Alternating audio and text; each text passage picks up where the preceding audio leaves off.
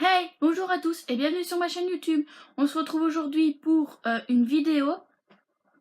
Dans cette vidéo, je vais vous parler de 5 séries qui m'ont déçu, donc pas seulement cette année mais en globalité. Vu que je regarde beaucoup de séries et qu'il y en a très peu que j'arrête avant la fin. Clairement, il y en a dans cette série-là, il y en a 3 donc que j'ai regardé en intégralité mais dont 2 que je me suis quand même forcée à regarder. Et 2 que j'ai arrêté tout simplement au bout d'une saison, un épisode, enfin vous allez voir. Donc c'est pas vraiment de celle qui m'a plus déçu à celle qui m'a moins déçu, c'est juste je vous parle de 5 séries et puis c'est tout. Donc pour parler d'une première série, je vais vous parler de Continuum. Donc en fait Continuum, c'est l'histoire d'une femme qui habite un officier de police qui habite en 2077 qui doit chercher donc je sais plus si c'est des terroristes ou des hommes, enfin des prisonniers en cavale on va dire, et par on ne sait comment, je ne me souviens plus quand, pour vous dire j'ai regardé ça, je crois que c'était début 2016, donc ou dans le courant de l'année 2016, donc je me souviens plus, excusez-moi. Et donc en fait elle se retrouve donc propulsée dans le passé, donc on va dire dans ces années là, je sais plus quelle année c'était. Je sais bien que c'est une série qui a 3 ou 4, je crois que c'est 4 saisons qu'il y a. Mais pour vous dire, celle-là en fait, j'ai regardé un épisode et j'ai pas continué tout simplement parce que j'ai pas du tout accroché avec le premier épisode. Je voulais pas me forcer, même s'il y a que 4 saisons, je voulais absolument pas me forcer. Je me suis dit non, tu ne peux pas continuer, donc je n'ai pas continué et je ne la continuerai pas, jamais en fait. Je la reprendrai jamais, même si il y en a plein, enfin celui qui me l'avait proposé au début me dit oui tu verras, elle est bien, etc. Sauf que c'est pas passé, voilà, c'est la vie. Ensuite, la deuxième série que je vais vous parler, donc c'est la deuxième que j'ai arrêtée aussi, donc il s'agit de American Horror Story. Alors là, en fait, je peux pas vous parler de ce que c'est exactement la série parce que c'est une histoire différente par saison. Et donc là, j'ai regardé la saison 1 entière en très peu de temps. J'étais dedans et en fait, dans la saison 2, je me suis ennuyée. Au bout d'un moment, je me suis ennuyée dans la saison 2. Voilà, donc je l'ai arrêté avant la fin de la saison 2 d'ailleurs. Je crois que j'ai arrêté au épisode 8, un truc comme ça, sur 13. Il m'en aurait resté que 5 à regarder, mais après il y a encore des saisons vu que la série n'est pas terminée. Et clairement non, ça passe plus. Peut-être que dans le futur j'arriverai à la regarder, que je vous en reparlerai avec un meilleur avis. Mais là clairement je me suis ennuyée pendant toute la saison 2. Mais vraiment toute la saison 2. Franchement au bout d'un moment je me suis dit, j'étais devant la série, je me suis dit qu'est-ce que je fais là? Qu'est-ce que je fais devant cette série? Alors que je pourrais en regarder d'autres qui sont bien meilleures. Et donc je l'ai arrêté tout simplement. Donc là je vais vous parler, donc les 3 suivantes sont 3 que j'ai regardées du début à la fin. Dont une qui m'a été conseillée par un ami, une par ma mère et une autre que j'avais vue qui traînait sur MTV. Donc celle conseillée par un ami c'est Dominion. Donc en fait c'est une adaptation en série du film Légion, mais il n'y a que 2 saisons parce que ça ne fonctionnait pas aux États-Unis, tout simplement. Il y avait pas assez d'audience pour la saison 2, ils n'ont pas été plus loin. Voilà, tout simplement. Il y avait que 2 saisons, donc je me suis dit, je peux toujours regarder les 2 saisons, et si vraiment ça ne me plaît pas, tant pis. De toute façon, il n'y a pas de suite, donc voilà. Et donc, voilà, hein, j'ai regardé, c'était bien, surtout que Légion, oui, excusez-moi, je vous parle de la série sans vous dire de quoi ça parle. Bien sûr, Laurine, bien sûr. Bref, donc en fait Légion, c'est l'histoire de Dieu qui en a marre donc des conneries des terriens, carrément, il en a marre. Et il envoie des anges pour foutre le bordel sur Terre. Voilà.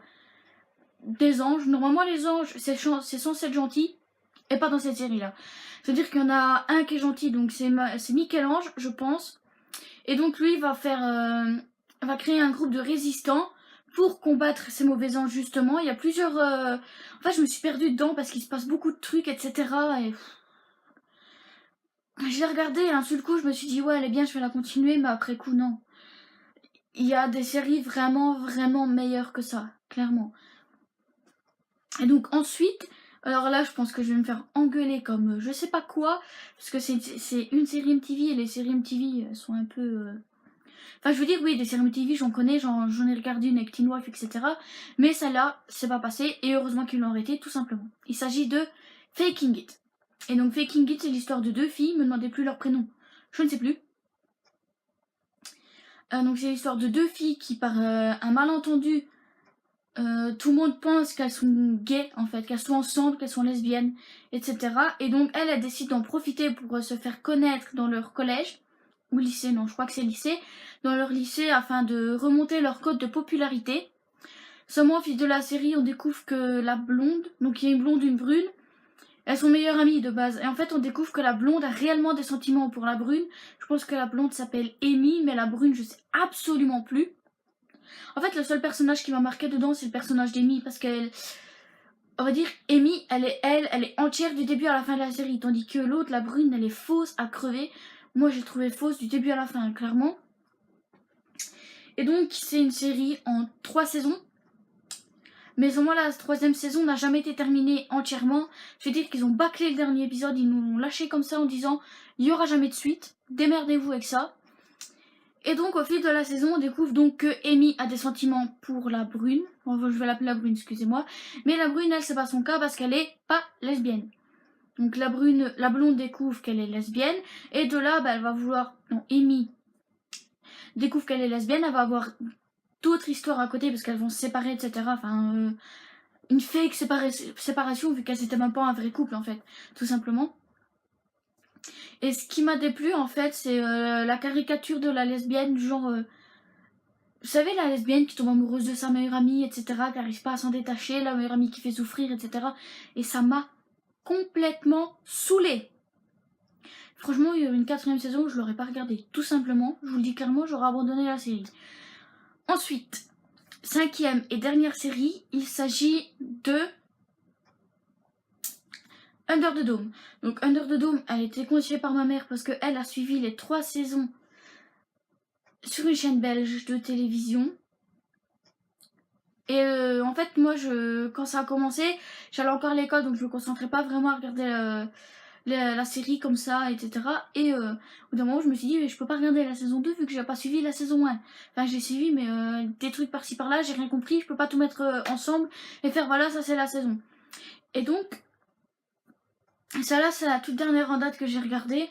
Parce que je l'ai regardé là entre le mois de mai et le mois de septembre. Je ne sais plus quand c'est exactement ce que je l'ai regardé. Et je me suis dit, il n'y a que 3 saisons, il n'y a que 13 épisodes dans chaque saison. Tu peux au moins faire un effort et regarder. Enfin, au début, j'avais vraiment envie de la regarder en fait. Elle me tentait extrêmement bien. Ce que ma mère m'avait dit, elle est super cette série-là, etc. Et puis en plus, c'est basé sur une histoire de Stephen King. Enfin, c'est pas telle quelle l'histoire. Mais voilà, c'est basé sur une histoire de Stephen King. Donc, Dome de Stephen King en 2 tomes. On se rapporte toujours au livre, même en parlant de série, pourquoi pas. Et donc, je me suis dit, pourquoi pas. Donc j'ai regardé la première saison. La première saison, ça allait. La deuxième saison, c'est passé à moitié, on va dire. Je me suis dit, la saison 3, on va la regarder pour terminer la série, mais basta, c'est tout. Et la saison 3, en fait, c'est totalement parti en cacahuète, mais totalement. Et ouais, clairement... je me suis forcée à la terminer. Hein. Concrètement, je me suis forcée à la terminer. Même si c'est basé sur de Stephen King, les scénaristes, ils ont fait n'importe quoi. Ils ont bâclé la saison 3 parce que, en fait, comme la saison 3 n'a pas fait assez d'audience au début de saison, ils ont décidé d'annuler la 4 et de terminer les 2 tomes en une seule série. En une seule saison, donc c'était hyper bâclé, c'était hyper vite. Et en plus, à la fin de l'épisode, du dernier épisode de la saison 3, le truc, c'est qu'ils ils ont complètement merdé parce que ça, en fait, quand on regarde la fin, on se dit, il va y avoir une saison 4. Sauf que non, en fait, il n'y a pas de saison 4. Et donc, ah oui, je vous ai pas parlé de l'histoire de Under the Dome. Vous pouvez me taper. Hein. Voilà. Et donc, Under the Dome, c'est des habitants donc, de Chester's Mill qui, du jour au lendemain, se retrouvent enfermés dans un dôme. Et de là, en fait, tout le monde va se demander comment il est arrivé là, pourquoi il est là, comment ils vont faire pour vivre, etc. Et au début, ça va, ils arrivent à vivre, etc. Puis, en fait, il y a 3 saisons. 3, pas 2, 3. Et Et en fait, on découvre que ça se passe sur 2 semaines, je pense. Et en 2 semaines, en fait, il y a pénurie d'eau, pénurie de nourriture, il y a des meurtres, etc. Et il se passe beaucoup de choses, en fait, dans la série. On dirait pas, mais ça se passe qu'en 2 semaines, en fait. Et ça m'étonne pas parce que Stephen King n'allonge pas trop ses histoires. Je veux dire, il fait pas des histoires où dans un roman, il se passe 5 ans. Non. En général, c'est une très courte période. Voilà. Et j'ai pas aimé, excusez-moi pour tous ceux qui connaissent ou qui ont aimé ces séries-là. Je sais qu'il y a beaucoup d'adeptes de American Horror Story, mais moi cette série-là, ça passe pas tout simplement. Pourtant, c'est pas forcément parce que c'est une série d'horreur, parce que j'ai regardé Scream Queens. J'ai dans l'optique un jour de commencer Scream. Voilà. Je suis une grande fan des films d'horreur. En fait, n'importe quel film d'horreur, le résumé me plaît, je vais le regarder. J'ai suivi tous les Conjuring, j'ai suivi tous les Insidious, etc. Et donc, je vais vous faire un petit bonus. Donc, il s'agit de... En fait, cette série-là m'a pas vraiment déçue. C'est plus une saison en elle-même qui m'a déçue, en fait. Et qui m'a fait me demander, en fait, si j'allais continuer la série, concrètement. Voilà. Et donc, il s'agit de la série The Sang. Et donc, dans The Sang, en fait, c'est l'histoire, donc... de la Terre telle que nous la connaissons. Seulement, il y a eu la guerre, je pense, avec des trucs nucléaires, etc. Et le peu de survivants qui restaient sont partis vivre dans l'espace. On les a donc dans ce qu'ils appellent l'arc, dit arc, l'arche, voilà. Oui, je le dis en anglais, mais c'est l'arche en français. Et au bout d'un moment, ils se rendent compte que, donc 97 ans plus tard, 97 ans plus tard, ils se rendent compte qu'en fait, ils n'ont plus assez de place sur l'arche. Et donc, ils décident d'envoyer 100 adolescents, mais rien que des adolescents. Donc, au départ, c'est 100 qui ont commis une erreur, c'est-à-dire que dans l'arche, en fait, tu commets une erreur, t'es envoyé dans l'espace pour mourir, donc tu meurs dès que tu touches l'espace, tandis que ceux qui ne sont pas majeurs, on les emprisonne. Et donc, il y en a qui partent là-bas, on va dire 101, parce qu'il y en a qui n'étaient pas prévus, mais qui se joignent de la partie pour sa sœur, parce qu'il veut pas la laisser toute seule sur Terre. Et donc, il les envoie là-bas pour voir si la Terre est vivable. Tout simplement. Donc dans la première saison, dans les 2 premières saisons, en fait, ça va. Parce qu'ils combattent, en fait, ceux qui se trouvent sur Terre, c'est-à-dire ceux qui se trouvent à la colline. Tous les gens qui étaient là, en fait, tout simplement. Dans la saison 3, j'ai eu du mal, tout simplement, parce que c'est un mâle venu d'ailleurs, en fait, tout simplement. Enfin, venu d'ailleurs, non, il était sur Terre. Mais en fait, la méchante, on va dire, s'appelle Ali. Et elle implante des puces dans le cerveau pour pouvoir contrôler donc les sangs, qui ne sont plus sangs parce que je ne sais plus si c'est à la saison 1 ou à la saison 2, l'arche redescend sur Terre. Je crois que c'est à la début de la saison 2, l'arche redescend sur Terre parce qu'ils voient que c'est vivable, etc. Donc ils redescendent sur Terre. Et en fait, elle les contrôle tout simplement parce que, comment il s'appelle, le chancelier, c'est ça. Le chancelier, en fait, va aller à la rencontre d'Ali. Et de là, c'est lui qui va dire, je sais comment on peut faire ça, laisse-moi faire, et il leur fait manger donc les trucs. Seulement, il y en a 4-5 qui sont pas très... On va dire que ceux de base, en fait, ne le font pas, c'est-à-dire Clark, Bellamy, Jasper, etc. Enfin, si, Jasper, je pense qu'il les prend. Il y en a beaucoup qui prennent, il y en a qui prennent pas. Clark et Bellamy, eux, ne prennent pas du tout parce qu'ils savent que c'est pas non plus la solution pour sauver le monde, vu qu'elle dit que le monde... Et en fait, le problème, c'est que toute la saison, t'entends parler d'Ali, et d'Ali, et d'Ali. Et ça m'a saoulée. Alors, à la fin de la saison 3, je me suis dit, est-ce que je continue ou pas? Alors, en fait, déjà, dans la fin de la saison 2, on entendait parler d'Ali. Alors, je me suis dit, si la saison 3, c'est pareil, ça me posait problème, parce que ça me saoulait, en fait, le truc de Ali qui est un truc un peu futuriste comme ça, alors que les gros méchants d'avant, en fait, ils se battaient avec des armes, tout simplement. Ça m'a saoulé, clairement. Oui, je crois que si vous pouvez compter le nombre où j'ai dit ça m'a saoulé dans la vidéo. Voilà. Et donc, quand la saison 4 est sortie, j'ai hésité à regarder. J'ai attendu, je crois qu'il y ait 4 à 5 épisodes de sortie, de voir les avis des gens. Donc je me suis carrément spoilée moi-même pour voir les avis des gens, pour voir ce qu'ils en pensaient. De voir les avis de ceux qui, comme moi, avaient été déçus par la saison 3. Et en fait, ils disaient que la saison 4 s'améliorait, que c'était quand même mieux sans forcément l'être. Et en fait, j'ai retrouvé goût à la série en regardant la saison 4. Et là, j'ai hâte de voir la saison 5 qui pour l'instant n'est pas programmée et j'ai envie d'aller voir les scénaristes et de leur dire programmez-moi The 100, bordel. Voilà. Et donc, sur ces bonnes paroles, je vous dis de vous rendre en barre d'infos pour retrouver mes réseaux sociaux.